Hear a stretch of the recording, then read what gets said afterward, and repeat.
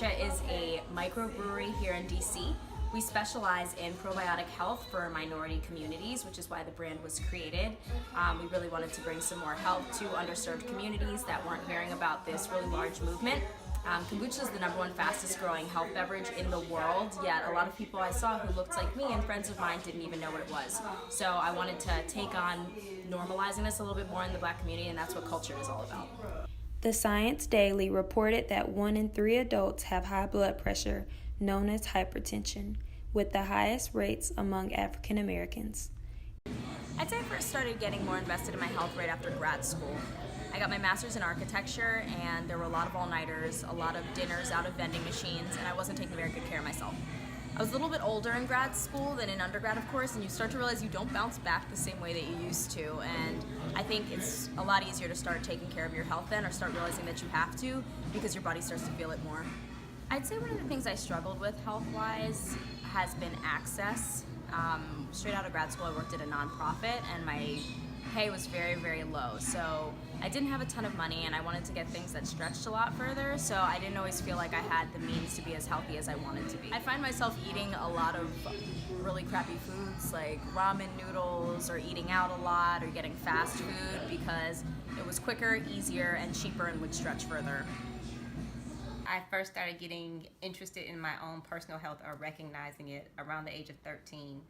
At that age, I stopped eating red meat or pork because my mom stopped eating red meat or pork because she had high blood pressure. And it was just one of the recommendations that they make to help control high blood pressure. And so that's probably the first time I can vividly remember taking a direct stance about what I was going to do with my health. I think Black people are not always conscious of their health because of a lot of reasons. One's historical, and others have to do with marketing and media.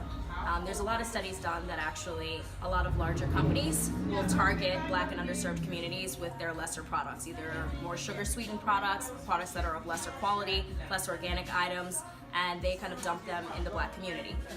Because if you go into a majority white neighborhood, you don't see too many Burger Kings, McDonald's, Wendy's. You see more like Whole Foods, or like, more healthier restaurants or grocery stores. So we grew up eating soul food, which can be food that's really high in fat in terms of, a lot of like ham or things, or things cooked along those ways.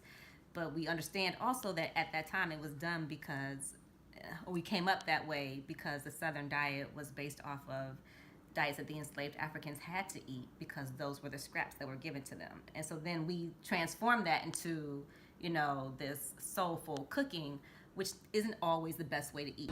If people don't plan and they just want things really easy and they're just going to reach for something when they're hungry, is when you're most susceptible to reaching for the quickest, cheapest, and probably crappiest thing for you. If you take a little bit more time planning in both recipes and doing some research on markets and farmers markets, things in your area that are close to you and that are actually reasonably priced, you can still be healthy and stretch things a lot further.